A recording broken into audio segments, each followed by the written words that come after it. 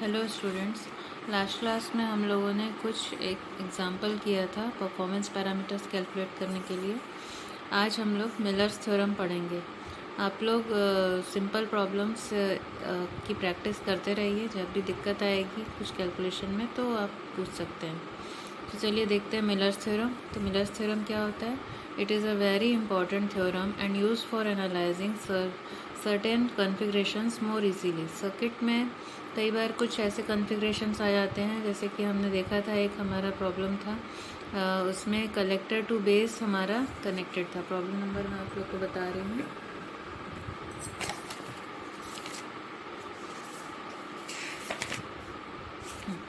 ये problem number 2.7 था। इसमें ये देखिए, ये कलेक्टर टू बेस ये रेजिस्टेंस RF कनेक्टेड था। तो इस सर्किट का जब हम लोग AC इक्विवेलेंट बनाते हैं और उसके बाद फिर इसको सॉल्व करते हैं तो ये टफ होता है। ठीक है, तो इस टाइप के प्रॉब्लम जिसमें फीडबैक रेजिस्टेंसेस यूज़ हों उनको सॉल्व करने के लिए, हमको उस टाइप के प्रॉब्लम सॉल्व करने के लिए मिलर्स थ्योरम का उपयोग हम करते हैं। ठीक है, तो इसमें it is generally use for analysis. देखिए इस लिखा हुआ है, it is generally use for analysis of feedback element. This theorem separates the feedback element into individual terminals. ठीक है, तो ये जनरली तब ये थ्योरम जनरली हम फीडबैक एलिमेंट जब सर्किट में कनेक्टेड होता है, फीडबैक एलिमेंट मतलब वो आपका कुछ रजिस्टर या फिर कोई भी कैपेसिटर, इंडक्टर ये कनेक्टेड होगा in between output and input terminals, तब हम ज़्यादातर इस थ्योरम को, मिलर्स थ्योरम को यूज़ करते हैं। अभी थ्योरम क्या होता है हम देखते हैं। सपोज़ ये हमारे पास एक नेटवर्क है। ठीक है, ये एक नेटवर्क है। इस नेटवर्क में ऑब्वियसली बहुत सारे नोड्स होंगे और बहुत सारे ब्रांचेस होंगे। तो सपोज़ ये नोड 1 है, नोड 2 है और अदर नोड्स भी हैं, नोड 3, नोड 4 और कोई एक नोड N है जो कि ग्राउंड से कनेक्टेड है। अब इस नोड 1 और नोड 2 इन दोनों नोड्स के बीच में एक रेजिस्टेंस कनेक्टेड है Z। ठीक है, और यहाँ पर ये करंट फ्लो हो रही है नोड 1 से Z की तरफ एक करंट I1 और नोड 2 से Z की तरफ एक करंट फ्लो हो रही है I2। ठीक है, अब इस Z जो है इम्पिडेंस है, इम्पिडेंस के फॉर्म में हमने लिया है ताकि एकदम जनरलाइज हो जाए। इम्पिडेंस लिया मतलब ये एक प्योर रेजिस्टेंस भी हो सकता है, एक प्योर कैपेसिटेंस भी हो सकता है, एक प्योर इंडक्टेंस भी हो सकता है, या फिर कोई भी एक कॉम्बिनेशन होता है, हो सकता है रेजिस्टेंस, इंडक्टेंस या कैपेसिटेंस का। तो ये Z हमने इसलिए एक जनरल फॉर्म में ले लिया है, इम्पिडेंस के फॉर्म में। अब इस सर्किट को हमको क्या करना है, इस जो रेजिस्टेंस है इसको ये दोनों टर्मिनल्स के बीच से हटाना है। तो जब हम इसको हटाएंगे तो किस तरीके से वो हटेगा कि ये रेजिस्टेंस जो है टर्मिनल 1 और ये ग्राउंड इसके बीच में आके कनेक्ट हो जाएगा उसका एक पार्ट, और एक पार्ट जो है ये टर्मिनल 2 और ग्राउंड इन दोनों के बीच में आके कनेक्ट हो जाएगा। तो देखिए ये सर्किट में जब हम मिलर्स थ्योरम अप्लाई करते हैं तो देखिए ये नोड 1 और 2 है, इसका वोल्टेज V1 और इसका V2 है, नोड 2 का वोल्टेज V2 है। यहाँ पे जो इम्पिडेंस Z कनेक्टेड था वो हट गया है और वो इम्पिडेंस का एक पार्ट जो है वो Z1, V1 और नोड 1 और ग्राउंड के बीच में कनेक्ट हो गया है। दूसरा पार्ट जो है वो है Z2 जो कि नोड 2 और ग्राउंड के बीच में कनेक्ट हो गया है। ठीक है, और ये करेंट्स जो हैं आपकी I1 इधर और I2 इधर हमारा आया है। ठीक है, तो वेयर यहाँ पे ये Z1 और Z2 की वैल्यूज़ क्या है, where Z1 is equal to Z upon 1 minus K, Z2 is equal to Z upon 1 minus 1 by K, and where K is equal to V2 by V1। तो generally ज़्यादातर circuit में ये जो K जो है वो हमको मिलता है is equal to voltage gain, क्योंकि V2 जो है वो आउटपुट वोल्टेज रहता है जनरली और V1 जो है वो इनपुट वोल्टेज रहता है। तो K की वैल्यू हमको V2 upon V1 that is output voltage upon input voltage that is voltage gain, ये जनरली हमको मिलता है। ठीक है, अब इसका डेरिवेशन देखते हैं हम कि कैसे इस तरीके से हमारा कनेक्शन हुआ। तो देखो इस सर्किट में देखो यहाँ पर I1 is equal to V1 minus V2 upon Z, ये लिख सकते हैं हम। देखो ये I1 है, ये यहाँ पे V1 है, तो V1 माइनस V2 ये पोटेंशियल डिफरेंस हुआ Z के दोनों तरफ। तो I1 is equal to V1 minus V2 upon Z, ये हुआ I1 is equal to V1 minus V2 upon Z। Then I1 को हम अगेन क्या लिख सकते हैं, इस V1 को आप कॉमन ले लीजिए। ठीक है, V1 को कॉमन ले लिए तो ये हुआ 1, V1 कॉमन ले लिए तो ये हो गया 1 माइनस V2 बाई V1। ठीक है, और उसके बाद अपॉन z का z ही है, ठीक है। अब क्या हो गया, I1 देखो यहाँ पे I1 है is equal to V1, 1 minus k हो गया, V2 बाई V1 क्या हुआ, k हो गया, ठीक है। तो I1 equal to V1 into 1 minus k upon z हो गया, ठीक है। अब हम यदि I1 upon V1 upon I1 निकालना चाहें, ये V1 है, इधर I1 को ले आइए और ये z और ये 1 माइनस k को इधर ले जाइए, तो ये हो जाएगा V1 अपॉन I1 और इस तरफ क्या हो जाएगा z अपॉन 1 माइनस k। ये देखिए V1 upon I1 is equal to z upon 1 minus k। अब इस V1 upon I1 is equal to z upon 1 minus k, इसको हम फिगर 2 में इसको हम यूज़ कर सकते हैं, जैसा कि हमने इसको लिखा है इज इक्वल टू Z1, ठीक है। फिगर 2 में देखिए, ये फिगर 2 है हमारा, यहाँ पर देखिए ये V1 है और ये ग्राउंड है, तो ये V1 upon Z1 is equal to I1 हुआ, या V1 upon I1 is equal to Z1 हुआ, ठीक है। तो ये आ गया V1 upon I1 equal to Z1, ठीक है। तो अब दोनों सर्किट को कंपेयर करेंगे, दोनों उसमें फिगर को, तो आपको Z1 इज इक्वल टू मिल जाएगा Z अपॉन 1 माइनस k, ठीक है। यहाँ पे V1 अपॉन I1 मिला Z1, और इधर से हमको V1 अपॉन I1 क्या मिला, Z अपॉन 1 माइनस k, यहाँ से। अब इन दोनों को आप कंपेयर करिए तो आपको मिल जाएगा Z1 is equal to Z upon 1 minus k, ठीक है। सिमिलरली हम Z2 के लिए भी फाइंड आउट कर सकते हैं। यहाँ पे देखिए इस फिगर में Z2 के लिए यदि फाइंड आउट करना है तो आपको I2 क्या मिलेगा, I2 is equal to V2 minus V1 upon Z, ठीक है। ये देखिए I2 is equal to V2 minus V1 upon Z। अब आपका I2 इज इक्वल टू हो गया, इस V2 को कॉमन ले लीजिए, तो ये हुआ 1 माइनस V1 अपॉन V2 हो गया अपॉन Z, ठीक है। तो अब ये हो गया I2 is equal to V2 into 1 minus 1 upon k, क्योंकि V2 बाई V1 क्या था, k था, तो V1 बाई V2 क्या हो जाएगा, 1 अपॉन k, ठीक है, अपॉन Z, ओके। ये हो गया। अब आप V2 अपॉन I2 निकाल लीजिए, ये आ जाएगा Z upon 1 minus 1 by k। ये हो गया आपका V2 upon I2 is equal to Z upon 1 minus 1 by k, ठीक है। अगेन हम फिगर 2 से देखेंगे, यदि इस फिगर में देखिए V2 upon I2 is equal to Z2 है, इस फिगर में भी देखेंगे, ठीक है। तो ये Z2 V2 अपॉन I2 है Z2, तो ये Z2 इधर हो गया V2 अपॉन I2, और इधर से V2 अपॉन I2 क्या है, Z upon 1 minus 1 by k, तो इन दोनों को हम इक्वेट कर दिए, तो Z2 हो गया Z upon 1 minus 1 by k, ठीक है। तो ये प्रूफ हो गया हमारा मिलर्स थ्योरम। मिलर्स थ्योरम क्या कहता है कि हम इस सर्किट को इस तरीके से रिप्लेस कर सकते हैं, where Z1 is equal to Z upon 1 minus k, Z2 is equal to Z upon 1 minus 1 by k, and k is equal to V2 by V1, ठीक है। इसको ध्यान से देखिए आप लोग। अब इसी थ्योरम को अब हम एक क्वेश्चन में इम्प्लीमेंट करके देखते हैं, ठीक है। चलिए देखते हैं, एक एग्जांपल है।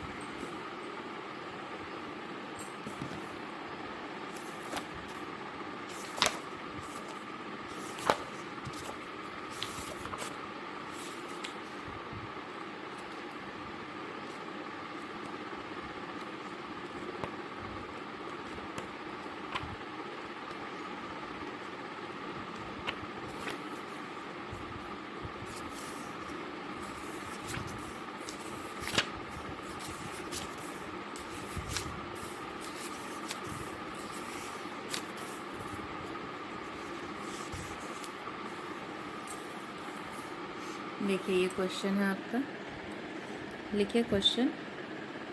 For the amplifier circuit shown in the figure, figure में आपको दिखा रही हूँ, calculate RI dash AV AVS and AI dash is equal to minus I2 by I1। कभी कभी क्या है, गेन की वैल्यू को स्पेसिफाई कर देता है कि कैसे किस करंट का रेशियो हमको लेना है, तो फिर हमको वो फाइंड आउट करना पड़ता है, ठीक है। तो for the amplifier shown we have to calculate RI dash AV AVS and AI dash. The transfer parameters are specified in the table, जो टेबल में मैंने आप लोग को दिया था वही टेबल है ये 8.2, ठीक है। अब ये देखिए फिगर, ये आपका फिगर है, इस फिगर को ड्रॉ कर लीजिए।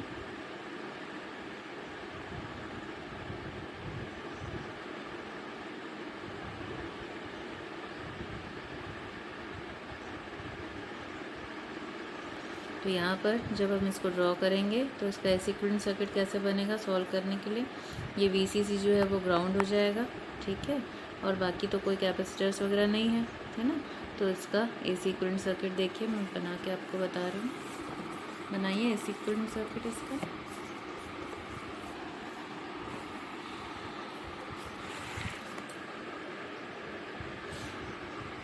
ये देखिए, ये बनेगा इसका एसी इक्विवेलेंट सर्किट। ये आपका ट्रांजिस्टर, ये base terminal, collector terminal, 200 kilo ohm का रेजिस्टेंस R'। इसी के कारण ये पूरा मिलर्स थ्योरम हमको यूज़ करना पड़ेगा, क्योंकि ये कलेक्टर और बेस के बीच में कनेक्टेड है। कलेक्टर हमारा आउटपुट टर्मिनल है, बेस हमारा इनपुट टर्मिनल है। इन दोनों के बीच में जो रेजिस्टेंस कनेक्ट हो गया है, इसी के कारण हमको मिलर्स थ्योरम यूज़ करना पड़ेगा। ये RS है आपका 10 किलो ओम का, ये VS है।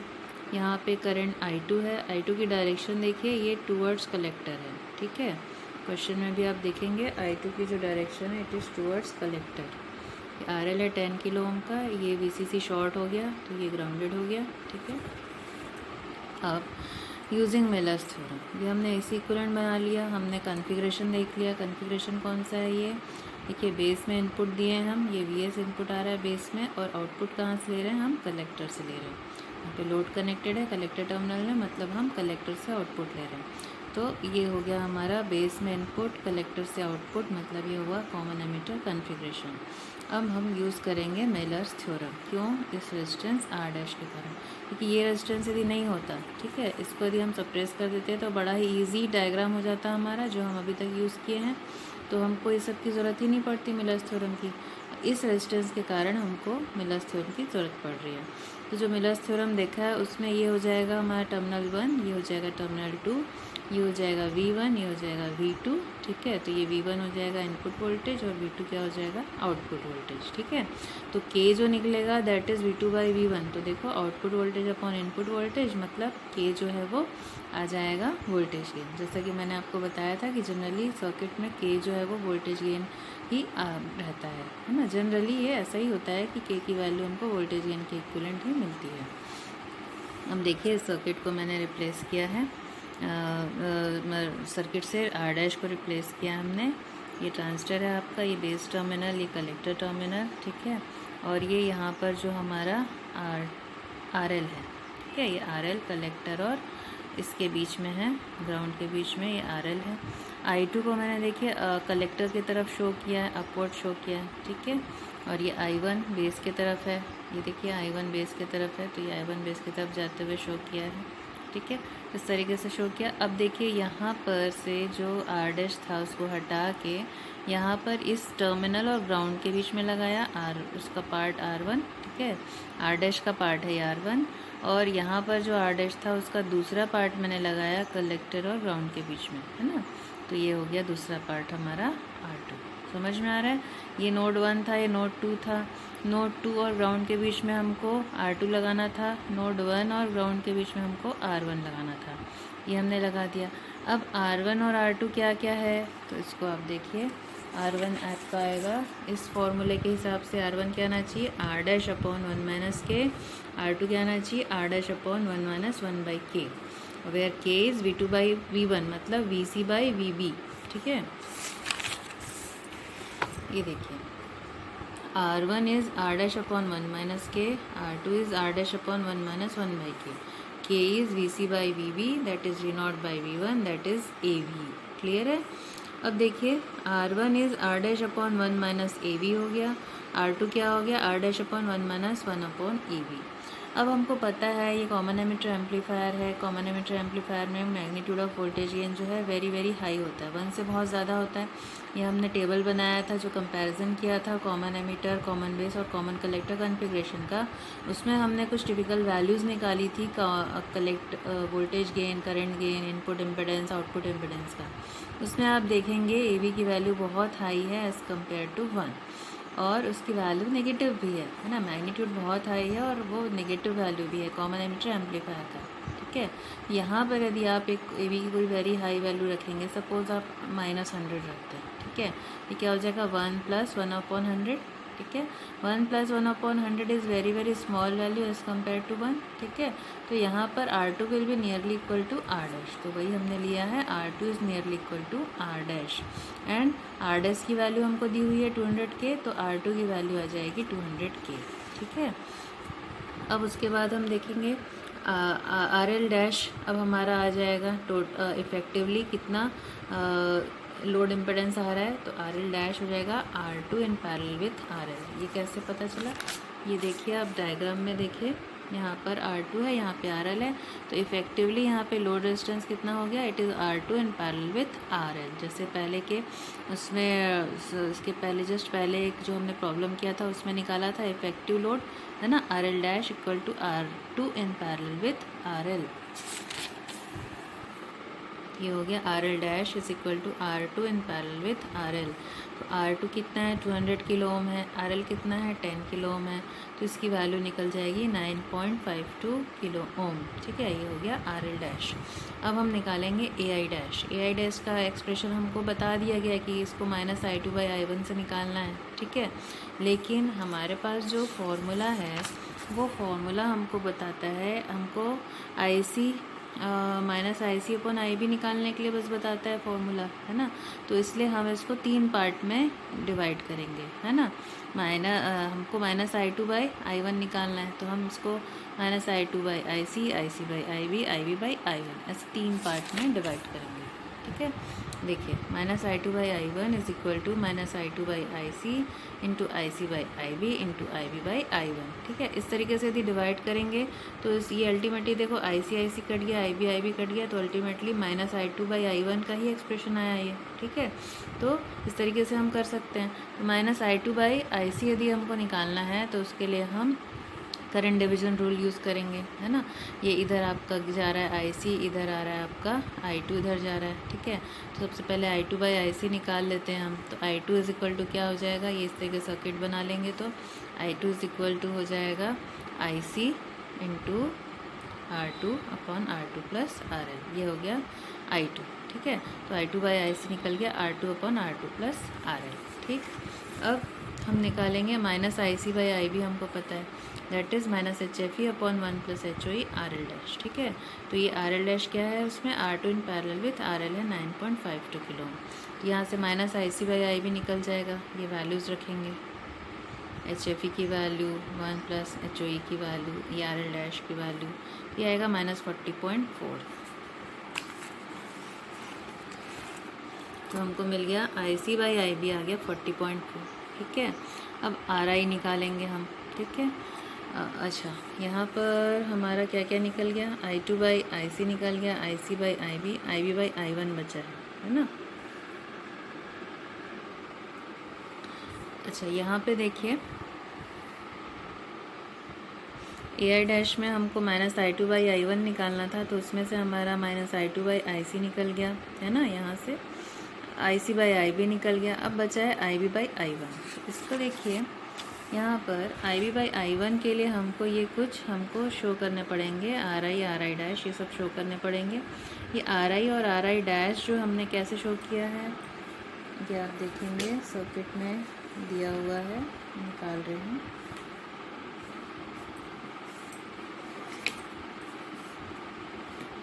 क्वेश्चन में देखिए आप लोग,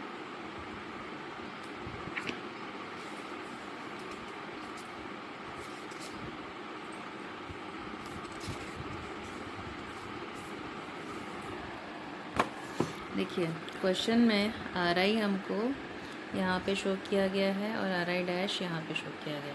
मतलब RI में जो है ये R डैश का जो रिफ्लेक्शन आ रहा है यहाँ पे R1, उसको नहीं लिया गया है, RI डैश में इस R1 को लिया गया है ना। तो ये आप यहाँ पर देखिए AC इक्विवेलेंट में ऐसे शो करेंगे इसको, RI और ये RI डैश, ठीक है। और यहाँ पे देखिए कैसे शो किया, ये RI, इसमें R1 नहीं लिया, RI डैश, इसमें R1 लिया है, ठीक है। तो जब हमको निकालना क्या है, हमको निकालना है इधर ये IB/I1। तो जब IB/I1 निकालना है, देखिए यहाँ पर ये आई वी बाई आई वन निकालना है, उसके लिए ये आर आई से रिप्लेस करना पड़ेगा इस सर्किट को, तो इसलिए हमको पहले निकालना पड़ेगा R I V by I one निकालने के लिए, ठीक है। तो इसलिए अब हम निकालते हैं R I is equal to ये जो हमने फॉर्मूला निकाला था H I plus H R E into A I R L dash, ठीक है। तो वो आएगा एच आई आ गया, एच आर ई का ये वैल्यू रख लिए, ए आई हमारा निकल चुका है -40.4 यहाँ से, तो देखिए minus I C by I V is -40.4।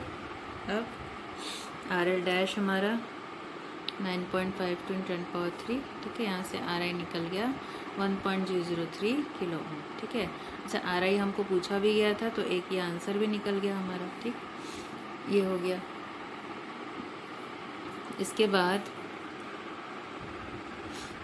बाद हमको देखिए I1/IB निकालने के लिए हमको R1 भी चाहिए, है ना। तो R1 निकालना है, तो R1 का देखिए ये फॉर्मूला है R'/1 - AB। तो R1 निकालना है तो AB पहले निकालना पड़ेगा, है ना। तो इसलिए RI निकालने के बाद हम AB निकालते हैं, ठीक है। तो AB हम निकालेंगे तो AB is equal to V0/V1, ये फॉर्मूला है AB का, is equal to -IC RL'/IB RI। ये कैसे आया,